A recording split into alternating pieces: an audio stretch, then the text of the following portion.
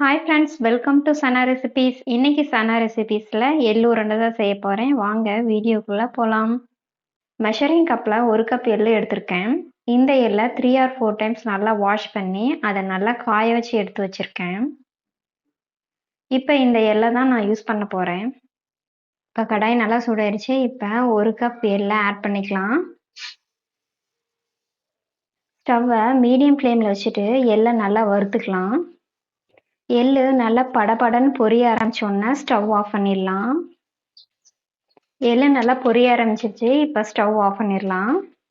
இப்போ இந்த எள்ளை ஒரு பிளேட்டில் மாற்றி வச்சுக்கலாம். இது ஒரு 5 மினிட்ஸ் நல்லா ஆறணும். 5 மினிட்ஸ் ஆயிடுச்சு. எள்ளு நல்லா ஆறிடுச்சு. இப்போ இந்த எள்ளை நல்லா மிக்ஸி ஜாரில் போட்டு நல்லா அரைச்சிக்கலாம். எள்ளு நல்லா பொடி பண்ணியாச்சு. இப்போ அதே கடாயில் 1/2 கப் நிலக்கடலையை போட்டு நல்லா வறுத்துக்கலாம். 1 கப் எள்ளுக்கு 1/2 கப் நிலக்கடலை கரெக்டாக இருக்கும். இந்த 1/2 கப் நிலக்கடலையை நல்லா ட்ரை ரோஸ்ட் பண்ணிக்கலாம். ஸ்டவ்வை மீடியம் ஃப்ளேமில் வச்சுட்டு கடலை நல்லா வறுத்துக்கலாம்.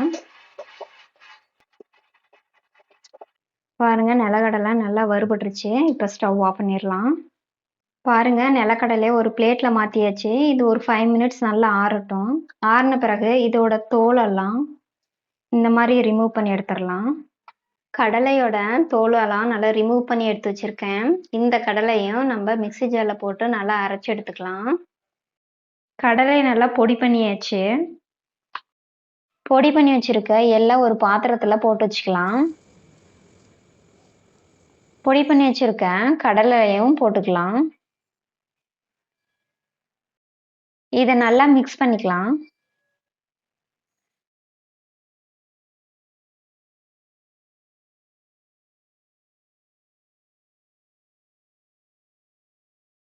பாருங்க, ரெண்டும் நல்லா மிக்ஸ் பண்ணியாச்சு. இப்போ துருவி வச்சிருக்க 1 கப் துருவின வெல்லத்தை ஆட் பண்ணிக்கலாம்.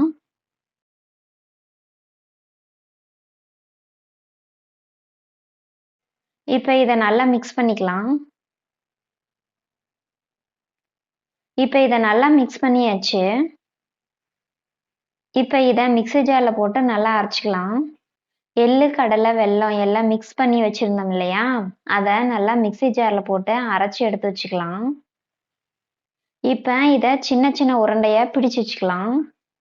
நல்லா அழுத்தி உருண்டை பிடிச்சிக்கணும். பாருங்க, எள்ளு உருண்டை ரெடி ஆயிடுச்சு. இந்த மாதிரி மீதி இருக்க எல்லா மாவையும் உருண்டை பிடிச்சி வச்சுக்கலாம். அவ்வளோதான் ஃப்ரெண்ட்ஸ், எள்ளு உருண்டை ரெடி. இந்த ரெசிபி உங்களுக்கு பிடிச்சிருந்துச்சுன்னா சனா ரெசிபீஸ்க்கு லைக் பண்ணுங்க, ஷேர் பண்ணுங்க, மறக்காம சப்ஸ்கிரைப் பண்ணுங்க. தேங்க்யூ.